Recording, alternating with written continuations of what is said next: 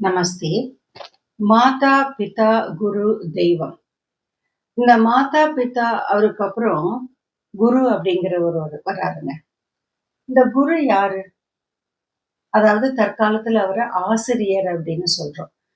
ஆ ஆசிரியர்னா என்னங்க அர்த்தம்? இந்த ஸ்கூல்ல எல்லாம் பாடம் சொல்லிக் குடுக்குறாங்களே டீச்சர் அவங்களா? வாத்தியாரா? அப்படி. இந்த ஒரு குறுகிய வட்டத்துள் ஒரு ஆசிரியரின் சிறப்பினை சுருக்கிவிட முடியாது. சரி.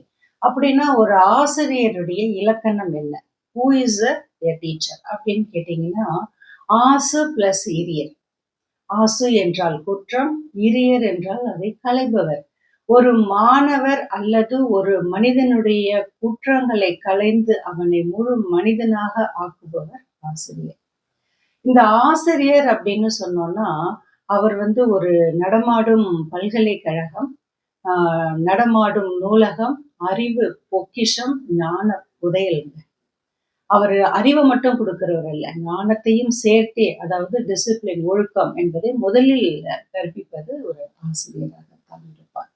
அடுத்து ஒரு ஆசிரியர் தன்னுடைய மாணவர்களை என்றுமே குறைத்து மதிப்பிட மாட்டார். மாறாக தன்னுடைய மாணவரின் ஒளிந்திருக்கும் அல்லது மறைந்திருக்கும் தனிப்பட்ட திறமைகளை வெளிக்கொண்டு வந்து அரங்கில் மிளிரச் செய்பவர் ஒரு ஆசிரியர்.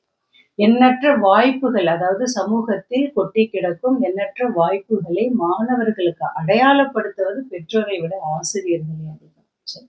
அடுத்து இந்த ஆசிரியர் அப்படின்னு சொன்னா தே ஆர் செகண்ட் பேரண்ட்ங்க. 2வது பெற்றோர் அவர்கள். காரணம் பல நேரங்களில் மாணவர்கள் தன்னுடைய பெற்றோர்களிடம் மனம் திறக்க முடியாத விஷயங்களை எல்லாம் ஆசிரியர்களிடத்தில் தான் மனம் திறக்கிறார்கள்.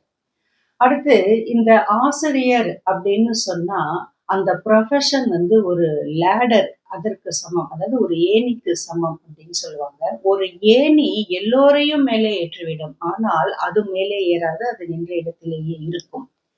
அப்படிப்பட்ட சிறப்பை பெற்றவர் தான் இந்த ஆசிரியர். இந்த ஆசிரியர் அப்படின்னு சொன்னோம்னா, இது யார் who is a great teacher அப்படின்னு கேட்டீங்கன்னா, யார் ஒருவர் எந்த ஒரு ஆசிரியர் ஒரு மாணவரின் மனதை வெல்கிறாரோ, அவரே ஒரு சிறந்த ஆசிரியராக இருப்பார். இன்று வாழ்க்கையில் முன்னேற்றம் அடைந்த பல பல இல்லைங்க. அனைத்து நபர்களுக்கும் அவர்களுக்கு பின்னால் ஒரு ஆசிரியர் தான் கண்டிப்பாக இருப்பார். நம் அப்துல் கலாம் உட்பட.